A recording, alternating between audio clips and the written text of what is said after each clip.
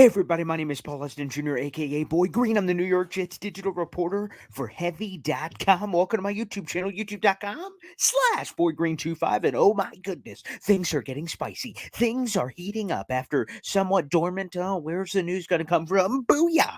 On first day of the NFL Combine, Ian Rappaport drops this update. This is from this morning. We immediately had to hop on. This from Ian Rappaport. Derek Carr arrives in Indianapolis today. This is Tuesday, February 28th. And you have in-person free agent meetings with three teams: the New York Jets, the New Orleans Saints, and the Carolina Panthers. Here are the deets. So this will be the second meeting between Derek Carr and the Jets, the second meeting between Carr and the Saints, and the first meeting between Carr and the Carolina Panthers. So all of a sudden, things are getting spicy. Things are heating up. The Jets are having a second meeting with Derek Carr, and all of a sudden, once you the first date, you kind of get your feet wet, get in the water. Then all of a sudden you meet for a second time. Things are advancing. It was kind of a curious stage. Now we're getting into the contract discussions and some of those things because obviously they believe it's a fit from what they were discussing there. Let's throw this up on the big board. Albert Breer, NFL insider of Sports Illustrated, joined Rich Eisen on his the Rich Eisen show yesterday and said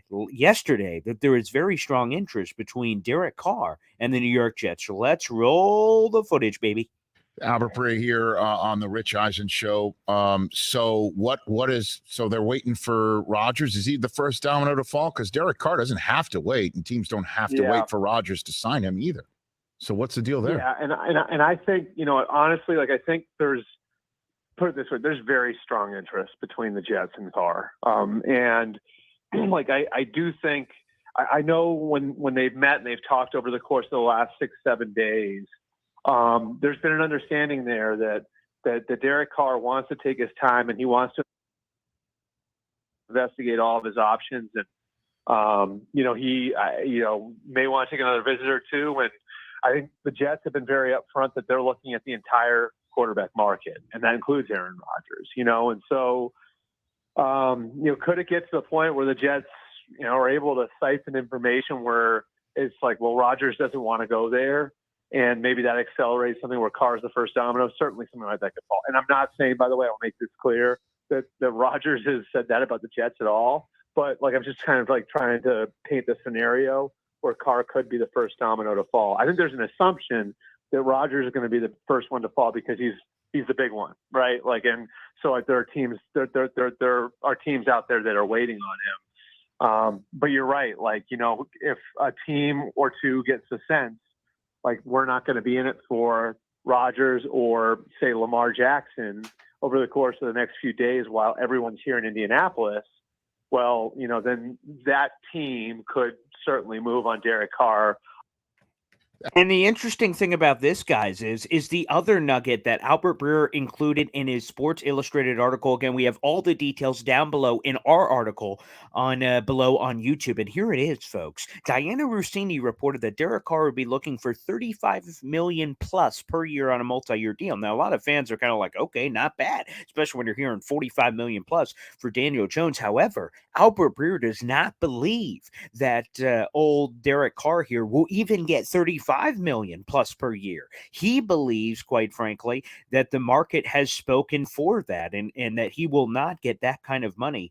Here was the comment from Albert Breer, and you can read all of this in our article down below, that he might not be as expensive as you think. He said this, quote, "It stands to reason it might be hard for him to find the $35 million plus per year. My guess, based on what the market told us, would be he'll be a starter somewhere, but at less money than he wants." So you're saying that potentially the Jets could get Derek Carr for less than $35 million plus per year. And where does that put him? Very interesting. We have the over the cap numbers with us. And if Derek Carr does not get at least $35 million plus per year, that would put him at best, the number 10 highest paid quarterback in football, which, by the way, in that category, we're talking Jared Goff, who's making $33.5 million per year, Matt Ryan, who's making $30 million per year. That's the kind of range we're talking about here with Derek Carr. Again, for me, and apparently the Jets, Aaron Rodgers is option numero uno, but if they're able to figure out and put their little birds, using a Game of Thrones reference, getting their little birds out there and finding out that maybe Aaron Rodgers doesn't want to come here, we have no idea if that's true, but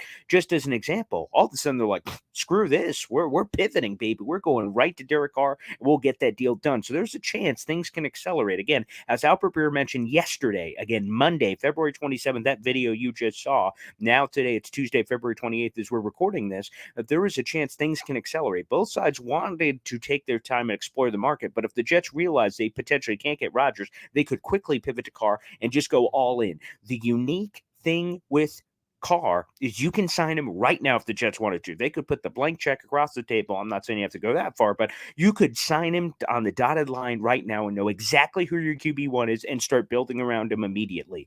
Rodgers, you have to wait a few weeks for that to be official with the new league year, which, by the way, kicks off on March 15th. So for some of those and any other potential Jimmy Garoppolos and others, you would have to wait for that to become official. You do not have to wait for Derek Carr. Things are getting spicy. A second meeting, not going to make quite $35 billion per year per Albert Breer. So there's all kinds of juicy insight here. Guys, this is spectacular. This is fantastic. Again, you could read even more details down in the article below. We're getting closer and closer, baby, to find out who the heck is going to be QB1 for the gosh darn New York Jets, baby. And I've got a feeling Derek Carr, I'd be happy with Derek Carr, baby. A massive upgrade, and perhaps as the Jets somewhat prognosticated, if he delivers a Super Bowl championship to those in Gang Green, perhaps he will one day be heading to the Pro Football Hall of Fame. Perhaps he will be getting that bust in Canton, baby. We can only hope. Fingers crossed. Make sure you like the video. Hit subscribe down below for more fantastic New York Jets content, baby. We're going to be here all day, every day, trying to bring you the latest rumors, buzz, interest, and everything else with all things New York Jets. Thanks, everybody, for tuning in for a quick episode here, talking all updates on Derek Carr.